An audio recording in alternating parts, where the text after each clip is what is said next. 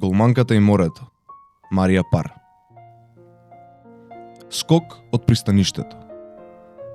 Нашата влезна врата тресна така што целата куќа се затресе, а потоа следува застрашувачка врева и викање, да му се сневиди. Зашеметено излего во ходникот од мансандрата. Таму веќе стоеше целото мое семејство, разбушавени во косите и со збунет израз на лицето. Минда, мојата постара сестра, го имаше отворено само едното око. Тато изгледаше како да не знае дали е човек или е ќебе. Тресна, рече Крола гласно. Што беше тоа? Праша Магнус, мојот постар брат. Или, рече мама, е некаква природна катастрофа, или Лена Лид се има вратено од одмор. Не беше никаква природна катастрофа. Кога се симнав по скалите, Лена, мојата мила пријателка и соседка, стоеше долу во ходникот. Здраво, Триле, воздивна таа. Здраво? Што е ова? Мојот подарок. Си ги протрив очите. Благодарам. А што е тоа? Погледаш, купче стапчиња и скршено стакло. Но беше шише со бродче во него. Лена беше длабоко разочарана. Може би може да се поправи. Да се поправи? Тоа ќе беше најубавиот подарок на светот. Не може да се поправи. Не сваќам како успеле да го стават бродот во шише, Триле. Едратат беа исправени и многу пошироки од грлото. Мајка ми помогна да се расчисти пред собјата. Таа сакаше да го фрли. Но јас ги собрав сите парчиња стакло и стапчиња во една кутија од сладолед и ја оставив во мојата соба. И покрај се, тоа беше подарок. Лена седна покрај нашата маса за појадок. Повеќе пати морав темелно да ја погледнам. Си имаше подстрижено и беше ставила неколку шарени плетени нешта во косата. Беше и потемнета. Јас се чувствував малку премногу слично на себе си седејќи така, во истите куси панталони што ги имав кога таа замина на пат. Ние речиси никогаш не одевме на одмор. Во секој случај не во странство. Имаме градина и сето тоа. Но Лена, сретничката, таа беше на Крит, 2 долги седмици заедно со мајка си и со Исак. Дознав дека пиела смуди со чадорчиња, додека јас го јадев мојот леп со паштета. Испиела покриена само со еден чаршаф и се капела во млако море. Таму имало стотици мали продавнички со милион кул нешто што можела да ги купи, како она шише. За вечера секој ден јадела пржени компирчиња, а на Крит напладне било топло како цело време да стоиш покрај оган. Требаше да го доживееш тоа, Триле. Да, реков јас и продолжив да джвакам. Нервираше тоа што никогаш не сум била на југ. Но јас имав нешто за раскажување. Возбудено чекав Лена да праша дали се случило нешто ново во татковината, но не дојде до тоа. На Крит имало глисер во кој таа се возела до еден остров, а мајка ѝ се обидела да виси над него во некаков балон во воздух. Кажав ли колку е топло таму, меѓу другото? Праша таа. Кимнав. Лена продолжи да дрдори за куче скитник што се викало Порто, кое, можеби, имало беснило. Потоа за некои девојчиња со кои си играла, кои немале храброст да направат ништо храбро со балансирање, како и за тоа дека јадела палачинки за појадок. Најпосле не може веќе да чекам.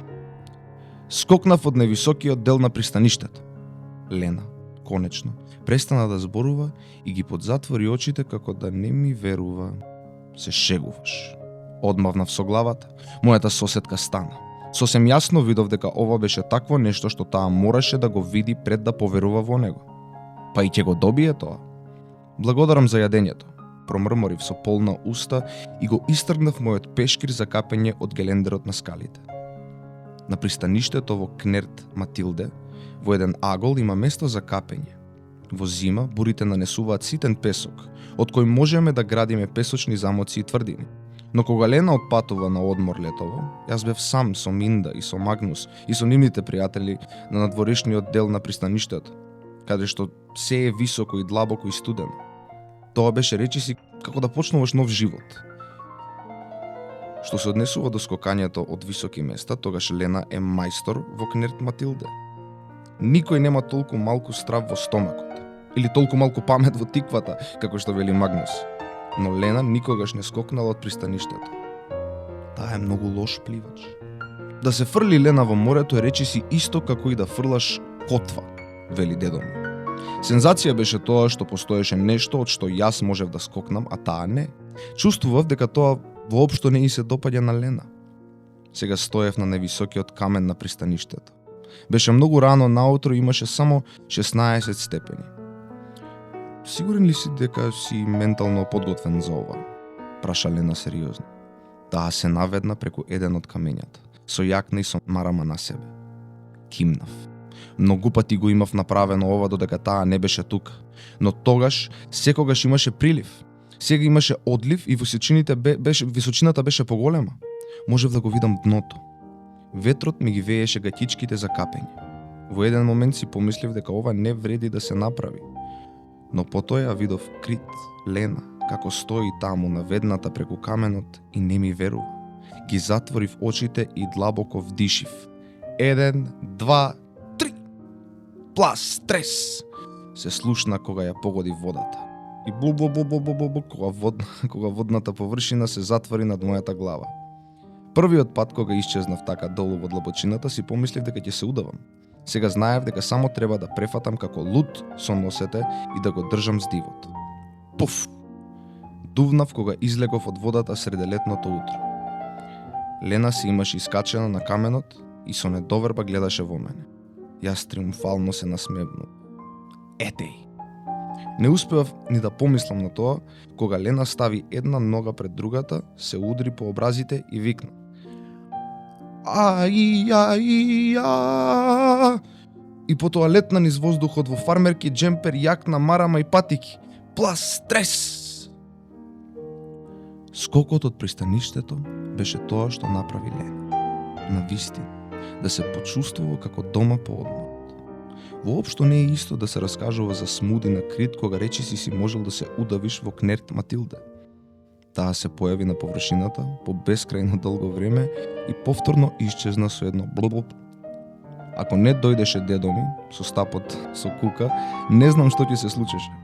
Тој ја извлече на копно како некоја голема риба, додека Лена кашлаше и збрефташе повеќе од кога било.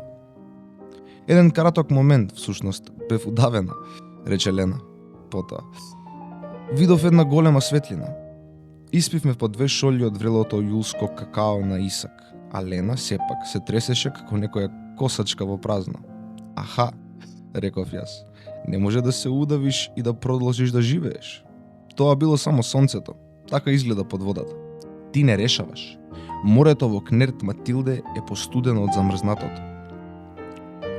Луѓето од Крит сериозно би умреле ако се капа тука. Јас ништо не реков. Па ние од секогаш сме се капеле овде. Да, рече Лена.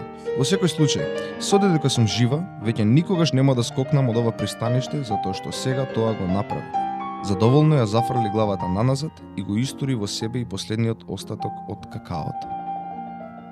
Ако сакате да ја купите оваа книга, можете да ја најдете во продажните места на Антолог.